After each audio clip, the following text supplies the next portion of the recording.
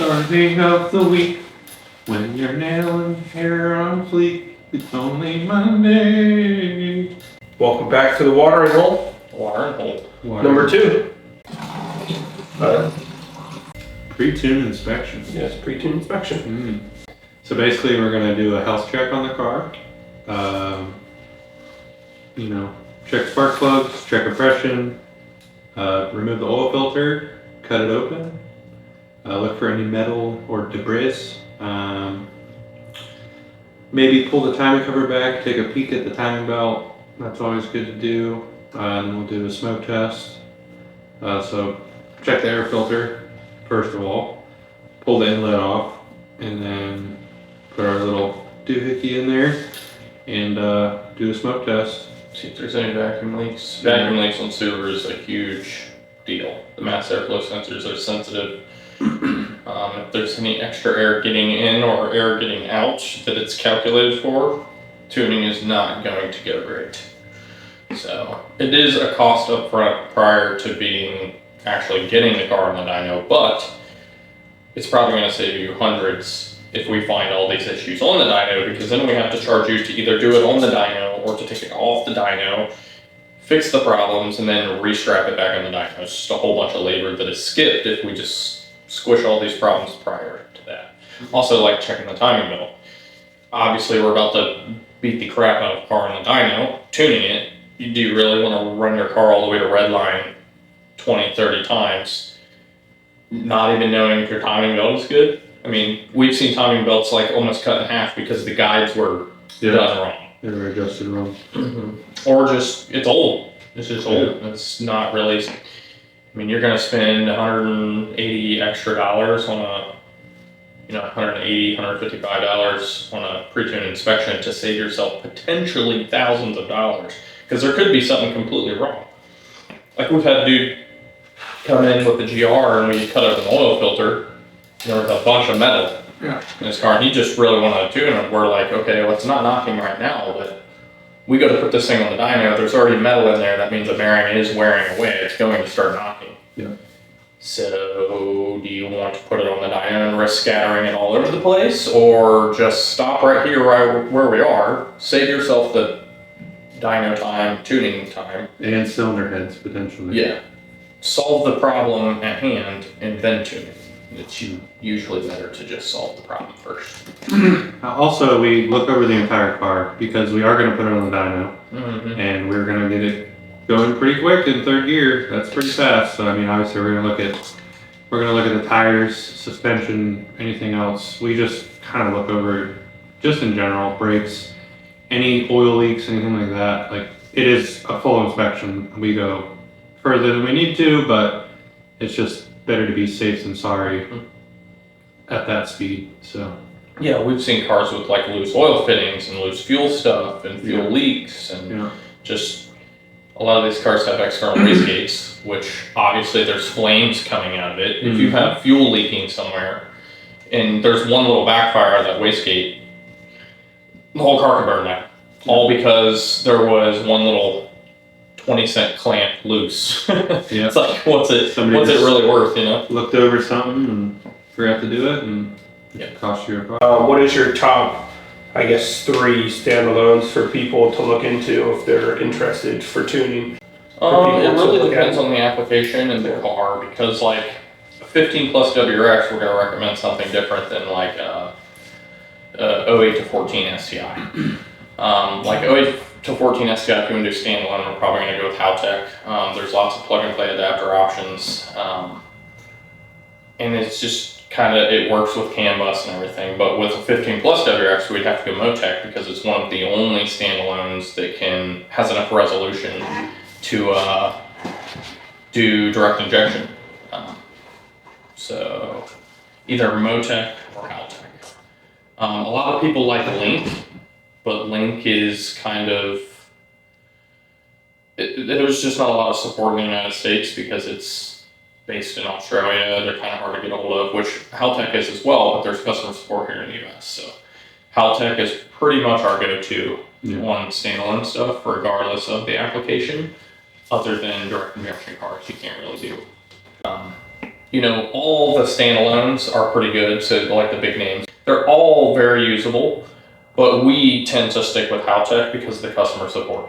Yeah. Like we put a Haltech in my car, and we had a one-off plug-and-play harness, and we could not get the thing to start. Like hand crank correlation, if something was screwed up, it would crank, it would not fire, it acted like it didn't have spark. We had no idea. We literally called Haltech. It was like 9:30 at night. Yeah. We called Haltech. Dude just team viewered my laptop, fiddled a few things. He's like, oh yeah, right here was the issue. Go ahead and start it. Start it right up. They don't ask for anything. Their customer support is impeccable.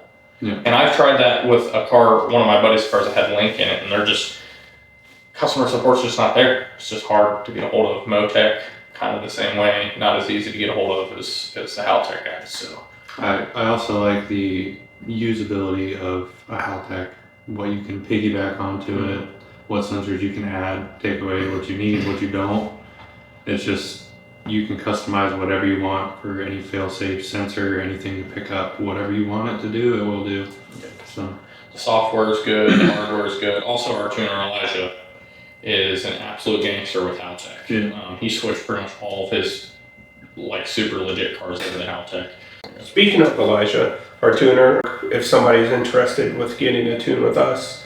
Yeah, so most of the time we just do e-tuning with him, whether it's Haltech, ECU Tech, Cobb, open source, we will e-tune with him. We still tune with a wideband. It's essentially the exact same as if he was sitting in the car, we're just sitting in the car.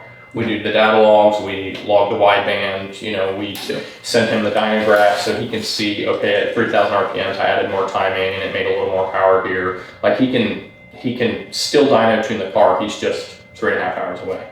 Now, if we get 4 or more tunes lined up, Elijah will just come here because it's more intuitive and better for time, for him to just come here and tune it in person. One thing that we do really like to push is the Haltech cars we like to take to Elijah's.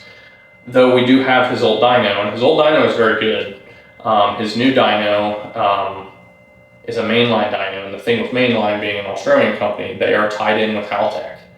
So he can use the Haltech and the dyno together to really seriously dial the car in. That's why John Michael's car is so perfect, because it's got a Haltech 2500 Elite in it, and then it was tuned with the dyno. Like the ECU and the dyno can work together to do a little smoothing and self-tuning. So it's a pretty cool technology for sure. So most of the Haltech stuff we like to take to Elijah's to get them fully tuned. yeah, anything real big power as well, it's just much better. Yeah, I would say anything north of 600 horsepower, we probably wouldn't want to e-tune, just because it's, when you're pushing stuff that hard, the tuner sitting in the car can watch the wideband in real time and, watch things in real time and see if there's an issue and he can let out.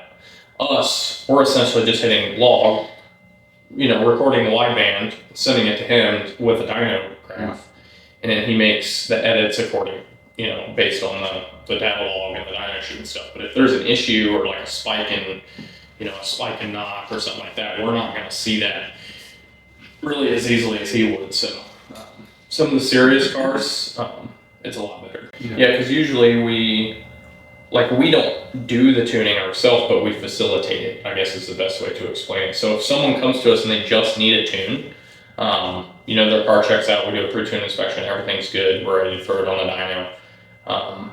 Stuff like that, if they have more time, sometimes it's easier for them to just go straight to Elijah. Like they're going to be able to get in sooner than they will us. Since we aren't the tuners, we have to step away from building engines, installing stuff, fabrication work. We have to step away from all of that just to do a tune. The main reason that we wanted the dyno here and that we offer the tuning services is so we can offer a well-rounded, complete package when you get a car done. But for us to just do a tuning service, it doesn't really make sense for you or for us, because we're not really gaining anything by it. And it's not anything bad. We love that people, hit us up for it, and we will still do tunes, like just a tune, but we like to try and schedule those all together so then Elijah can just come here, he can do the tunes, and then it doesn't really involve us at all, other than a little bit of setup. So we kind of want to be a one-stop shop as far as, building the car front to back, tuning, and it's just a finished thing. You take it, drive it, enjoy it. Yeah.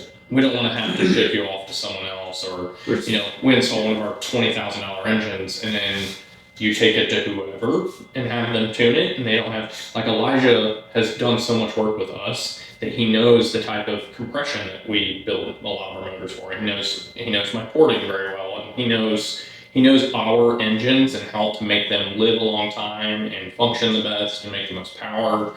He's just we're a really good team together. So it's nice to just have him be the tuner for all of our products. And like, if an engine fails, which we've never had an engine failure, if we have an engine failure, we're gonna have a lot of questions because we've done the same thing for a long time. We have a very straightforward process and it works very well. So to have a failure and have another variable of a tuner is not great.